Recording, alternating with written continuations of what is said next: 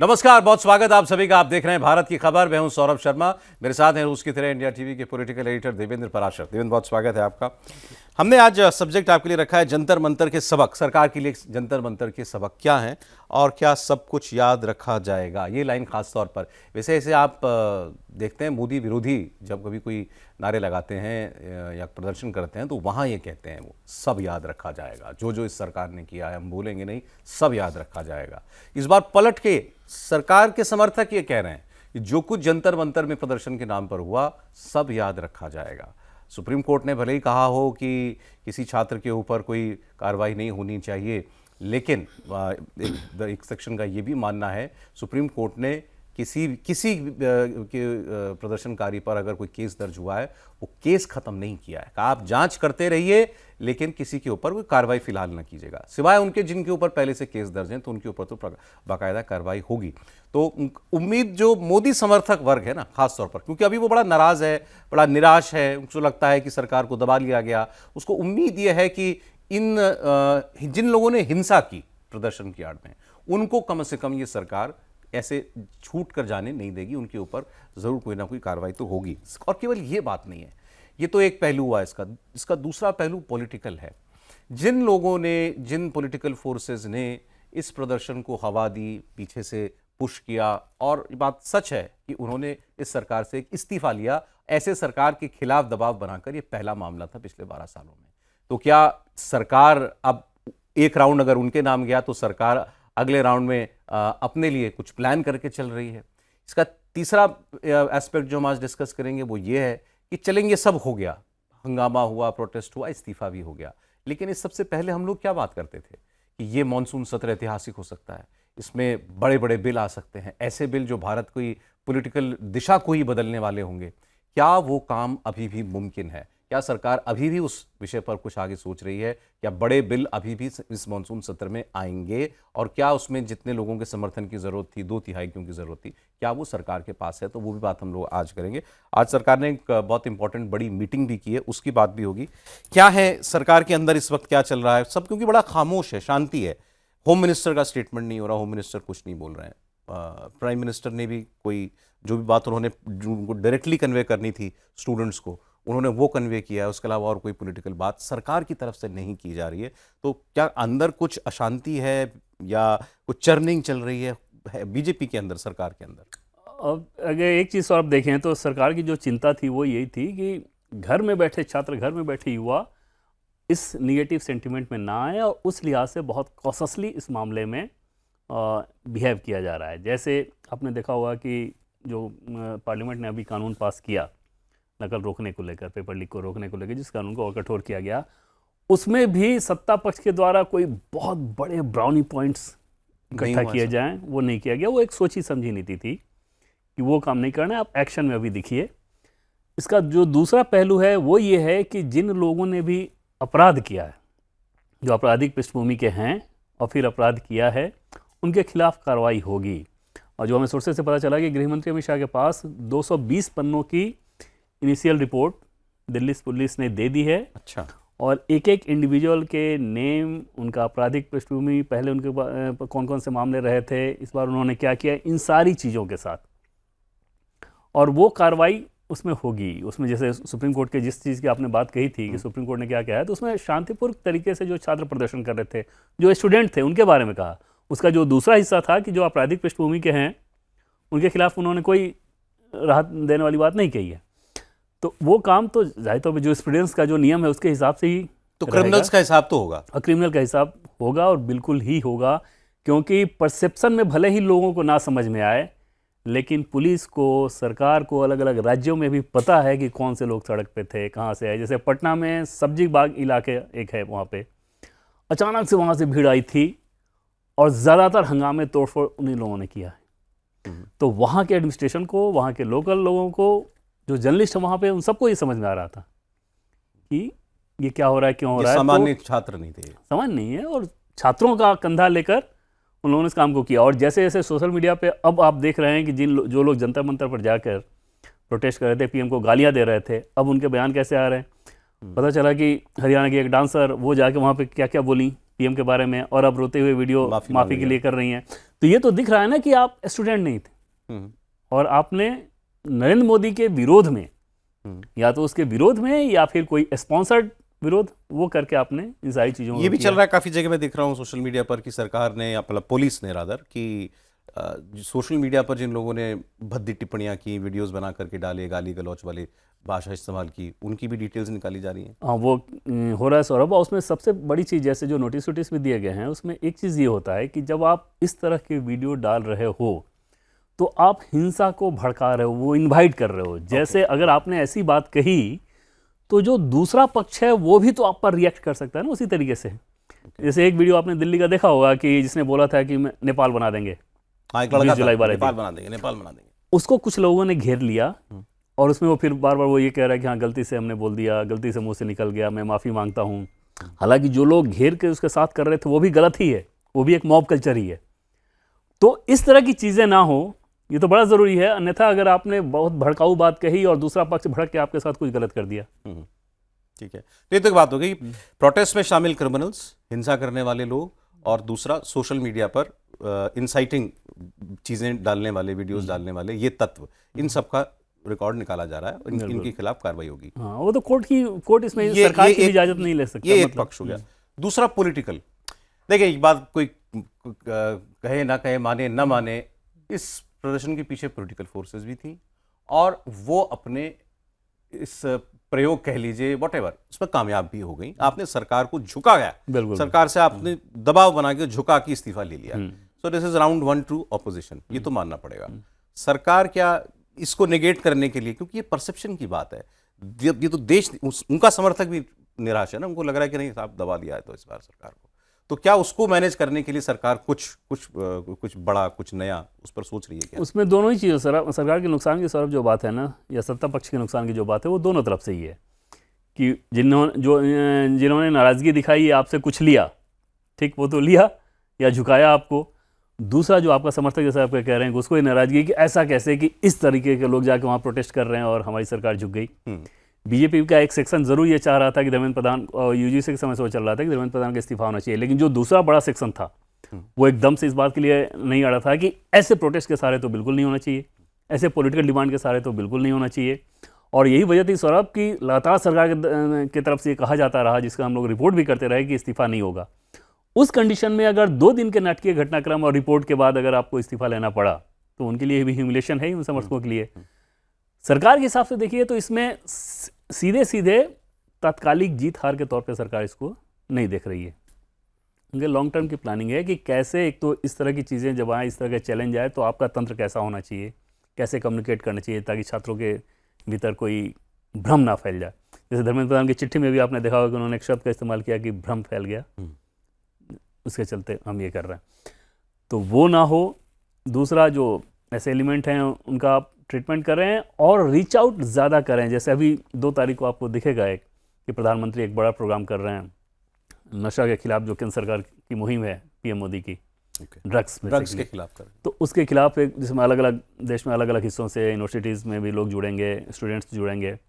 उस तरह के पॉजिटिव कैंपेन के सहारे वैसे छात्र जो कि इस तरह के आंदोलन को लेकर उन्होंने मान लिया था कि हाँ ये गलत हो रहा है, इस्तीफा हो जाना चाहिए था, उनकी निराशा को एक तरह से दूर करने की कोशिश होगी। कोई बड़ा, जैसे अगर सरकार मान ले कोई बड़ा बिल लाए और पास करा ले, तो होता ना कि भाई एक काम जो भी लग रहा था कि बड़ा मुश्किल काम है, वो कोई वो डिलिमिटेशन का बिल हो, महिला आरक्षण वाला बिल हो, या वो FCRA का बिल हो, जिनकी हम लोग पहले काफ़ी बात कर चुके हैं, अगर वैसी कोई चीज़ सरकार उस कामयाबी से करा लेती है तो फिर एक बार शायद वो परसेप्शन की वॉर में एक बार फिर टिल्ट इनकी तरफ आ जाए। देखिए इसके डेंट को अगर सौरभ देखें आप, तो पोस्ट रेजिग्नेशन जो चीज़ें हुई हैं वो तो अपने आप में एक हद तक इन सबों को एक्सपोज कर दिया उन्होंने, कि जिन जिन लोगों ने जैसी जैसी गालियाँ दी, और वो गालियों के वीडियो उस समय नहीं आ रहे थे, तो जो अलग अलग जगहों पे जो लोग, जो छात्र, जो जेनजी हमारा वो वीडियो देख रहा है, वो सारी जेनजी तो गालीबाज तो नहीं है ना। हमारे आपके घर में जितने भी बच्चे हैं उस एज कैटेगरी के, देखिए कि वो किस तरीके से आप रिएक्ट कर रहे हैं। उनको ये समझ में आ रहा है कि अरे ये तो नरेंद्र मोदी का विरोध करने के लिए तुम वहाँ पे इकट्ठा हुए थे, और तुम्हारा कल्चर ये है, तुम ऐसी गालियाँ दे रहे हो, और विरोध की आग में तुमने इस सेंटिमेंट को कैरी कराया। दूसरा, CJP की तरफ से ये कहना कि आपराधिक पृष्ठभूमि के भी जो लोग हैं उनके खिलाफ कोई कार्रवाई नहीं होनी चाहिए। कौन सा जेनजी ये मानना चाहेगा, अगर बहुत समझदार है तो, पढ़ा लिखा है तो। तो ये सारी चीज़ें तो सरकार ही मान के चल रही है कि अपने उससे हो जाएगा। दूसरा, over the period of time एक तो आप रीच आउट करें और उनको बताएं, अपनी अच्छी चीज़ें बताएं, उनके लिए और काम करें, और जिसमें सबसे बड़ा चैलेंज यही रहेगा कि फुल प्रूफ एग्जामिनेशन सिस्टम तो होना ही चाहिए, जिसके लिए सरकार लगातार उस काम को कर रही है। तो अगली बार जब एनटीए हो तो एकदम से ऐसा दिखे कि कहीं भी कोई गड़बड़ी ना हो, बाकी किसी एग्ज़ाम में कोई समस्या न आए। ये सारे चैलेंजेज है जिसको सरकार समझ रही है कि अब उसकी इजाज़त नहीं हो सकती और ज़ीरो एरर पर ही काम करना होगा। मैं पूछ रहा था आपसे कि पॉलिटिकली मतलब एक दोबारा नैरेटिव वॉर में ऊपर आने के लिए क्या सरकार कोई बड़ा लेजिस्लेटिव काम इस सत्र में अभी करने की पोजीशन में है? देखिए, जो सबसे बड़ी चीज़ थी सौरभ, वो तो यही कि डिलिमिटेशन बिल, वुमेन रिजर्वेशन और डिलिमिटेशन बिल, जिसके बारे में ऑफिशियली नहीं कहा गया लेकिन अनऑफिशियली हमेशा ही वो टॉप एजेंडा में था। इस पूरे एपिसोड ने उस मामले को थोड़ा डिरेल ज़रूर किया है, क्योंकि अभी जो आप फ्लोर मैनेजमेंट कर सकते थे, जो चीज़ें ला सकते थे, वो लाने में थोड़ी दिक्कत।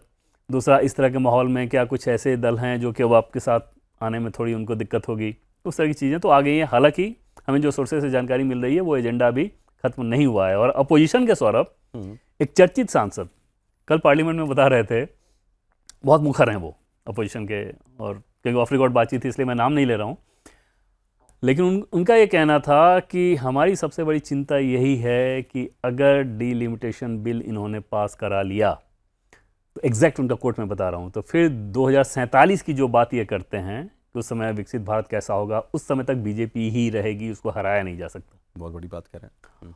और ये उनका कहना था कि बोला कि इस अंदेशा से हम लोग की पूरी कोशिश ये रहेगी कि एक तो ये बिल पास ना हो, दूसरा पीएम-सीएम वाली बिल जिसे कहते हैं कि अगर 1 महीने तक अगर आप जेल में रहें तो इस्तीफा हो जाएगा। बोला कि इन दोनों बिल को लेकर उनका ये कहना था कि हमने जेडीयू और टीडीपी के लोगों को भी समझाया, जिसकी वजह से वो बिल टला। पीएम-सीएम तो टली गया, आपने काफी पहले बता दिया। तो बोले उसके पीछे मकसद ये था, इन लोगों का ये कहना था कि हमने टीडीपी जेडीयू के लोगों को भी बताई ये बात, और उसी वजह से वो टला है। लेकिन डिलिमिटेशन बिल अभी भी एक खतरा है, और अगर वो बार बार इस बात को कह रहे थे कि अगर वो बिल पास हो गया तो मार्क माई वर्ड, आप लोग लिख के रख लें कि फिर 2047 तक बीजेपी को नहीं कोई हरा नहीं सकता। वो असम का उदाहरण भी बाकायदा दे रहे थे। तो delimitation bill is not of the table? ना, बिल्कुल नहीं। वो तो हाँ। ओके।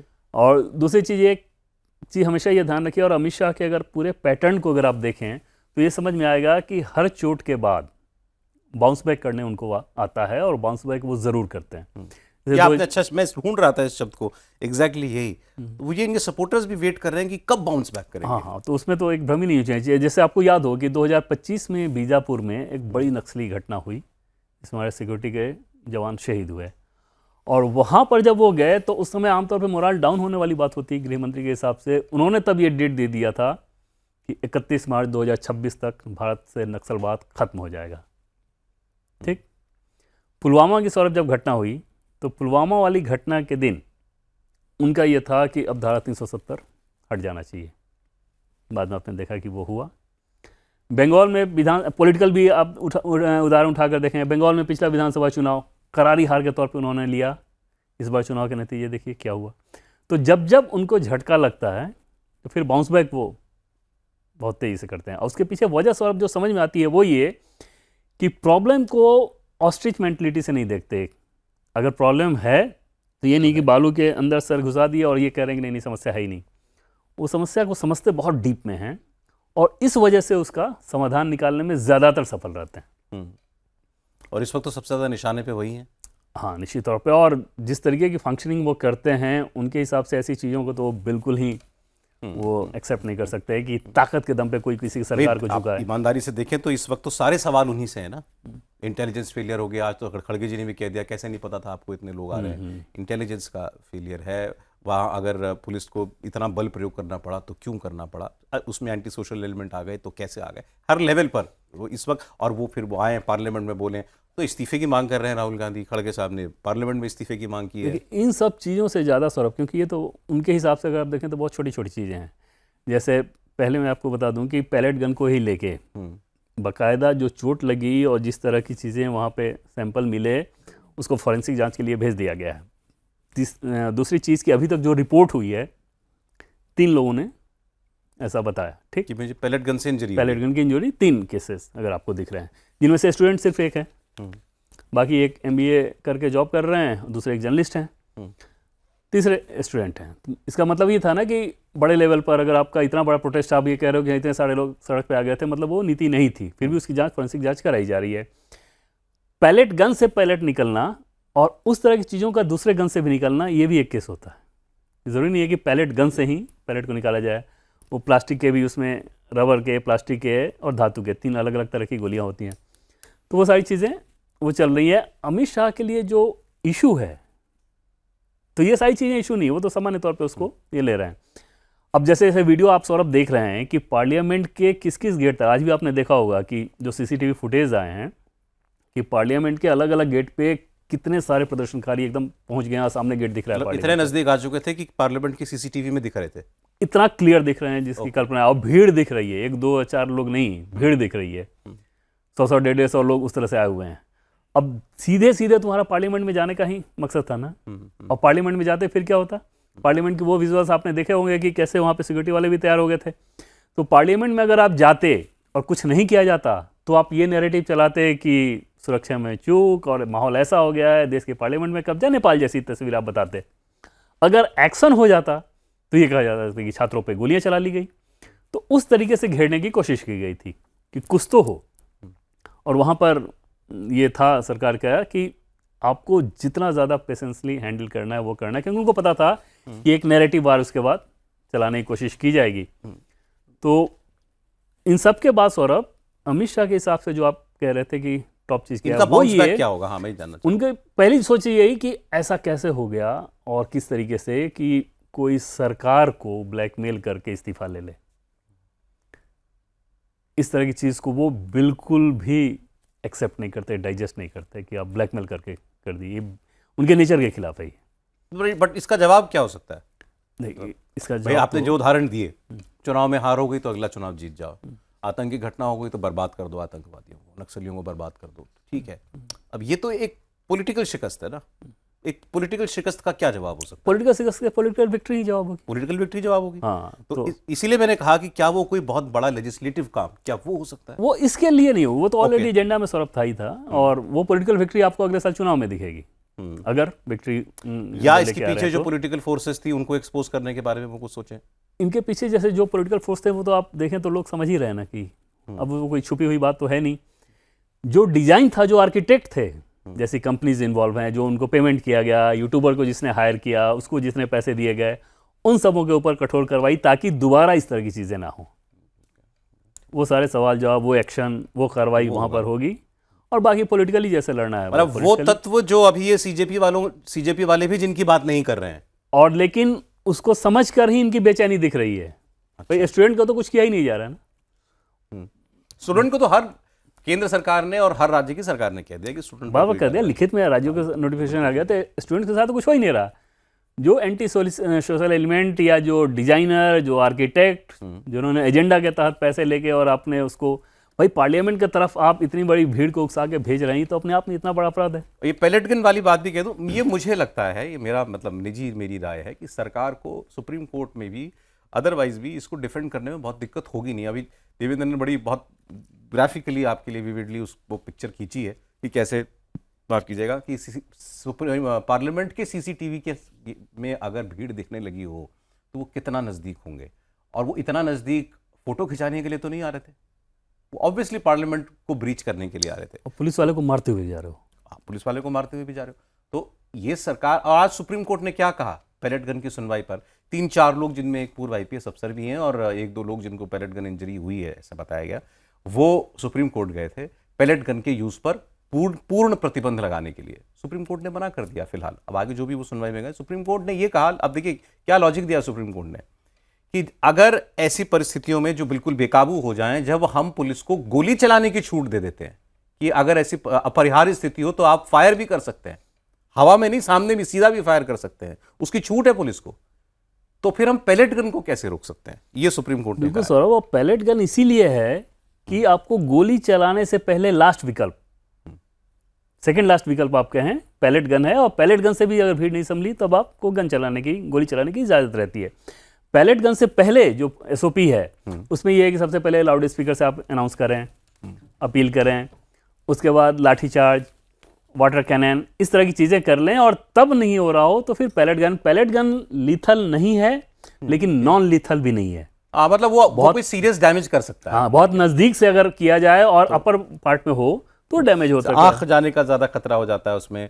मैं उसके भी खिलाफ हूँ पैलेट गन की। वो सिर्फ उसका एक सिंपल रीज़न केवल एक ये है कि उसकी जो इंजरी होती है वो इनडिस्क्रिमिनेट होती है। मतलब मैं अगर 40 लोगों की भीड़ के सामने में अगर बिल्कुल एक पर भी करके चला रहा हूँ तो वो कितने लोगों को लगेगी, वो मेरे हाथ में नहीं है। गोली तो मेरे हाथ में है ना, कि मैंने एक आदमी के पाँव में मारी तो पाँव में ही जाएगी। तो क्योंकि ये इनडिस्क्रिमिनेट इंजरी करती है, इसीलिए इसमें कोई वो व्यक्ति भी आ सकता है जो कुछ ना कर रहा हो, जो हिंसा ना कर रहा हो, जो शांति से खड़ा हो, उसको भी, बायस्टैंडर को भी लग सकती है। इसलिए इसके बॉडी के नीचे पार्ट में यूजुअली ये कहा जाता है कि बॉडी के नीचे पार्ट में इसका इस्तेमाल करें। और ये पैलेट गन सौरभ, ये वो नहीं है वो पैलेट जो कि यूपीए सरकार ने 2010 में कश्मीर में जो चलता था। अच्छा, ये वो नहीं है। लेकिन फिर भी उसकी फॉरेंसिक जांच हो रही है। वो सारी चीज़, ऐसा नहीं है कि उसको कवर के नीचे रख दिया गया है, उस पर कोई बात नहीं कर रहा है। जो होम मिनिस्ट्री के तमाम सोर्सेज को हमने खंगाला, उन सारी चीज़ों की जांच हो रही है। उसमें एग्जैक्ट फैक्ट आएगा कि किस गन से चला, किस तरीके से चला, किन परिस्थितियों में चला, क्या हुआ, ये सारी चीज़ें। लेकिन उस सैंपल को देखें और जो भीड़ देखें, उस पुलिस वाले के हिसाब से सोचिए कि उनके पास क्या ऑप्शन था।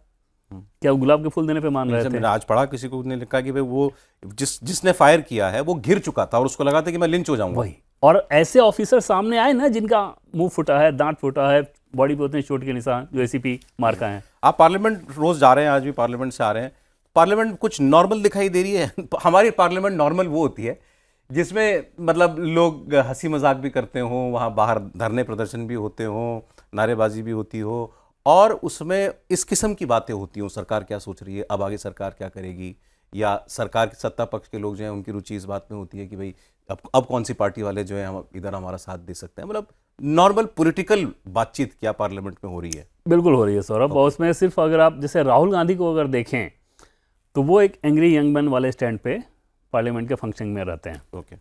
अन्यथा आप देखें तो बहुत हंसी मजाक का माहौल, और अगर राजनीतिक कमेंट भी करना है एक दूसरे पे तो राजनीतिक तरीके से की जाती है। जैसे आज ही कल्याण बनर्जी जो कि टीएमसी के सांसद हैं और महिला सांसदों के खिलाफ बहुत आपत्तिजनक टिप्पणी करने को लेकर उनके ऊपर कार्रवाई हुई है, उनको पुलिस स्टेशन के लिए निलंबित किया। बाहर ही खड़े रहते हैं, तो बाहर खड़े रह के वो 20 लोगों के नाम और वो गद्दार इस तरह की चीज़ें कर रहे होते हैं।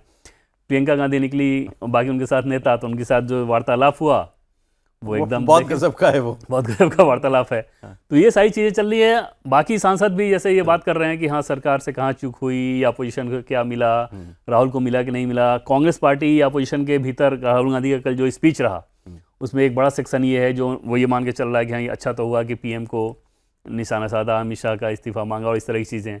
एक दूसरा सेक्शन ये है कि वो जो ये मान के चल रहा है कि इससे हमें हासिल किया हुआ, बिल पर आपको जो कुछ कहना था आपने कहा नहीं, कांग्रेस के भीतर नहीं। तो वो सारी चीज़ें तो नॉर्मल वे में चल रही हैं। लेकिन जो सबसे ज़्यादा चर्चा सौरभ होती है वो यही कि व्हाट नेक्स्ट, पीएम मोदी, गृह मंत्री अमित शाह क्या डिलिमिटेशन बिल को लेकर आएंगे, और उसमें वही एक चीज़ है जिस बिल को लेकर सबसे ज़्यादा चर्चा चलती है। वो आप क्योंकि जिक्र कर दिया तो उनकी क्यूरियोसिटी तो नहीं ऐसे छोड़ सकते, बता ही देते। वो प्रियंका, बता ही दीजिए, वो प्रियंका गांधी, पप्पू यादव और कल्याण बनर्जी वाला, वो अच्छा इंटरेस्टिंग है। हाँ, उसमें ये था कि जो प्रोटेस्ट कर रहे थे तो उसके बाद उन्होंने बोला कि हमारे तरफ, प्रियंका गांधी ने कहा कि हमारे कुछ लोग आपके यहाँ गए और फिर वहाँ से वो कहीं और चले गए।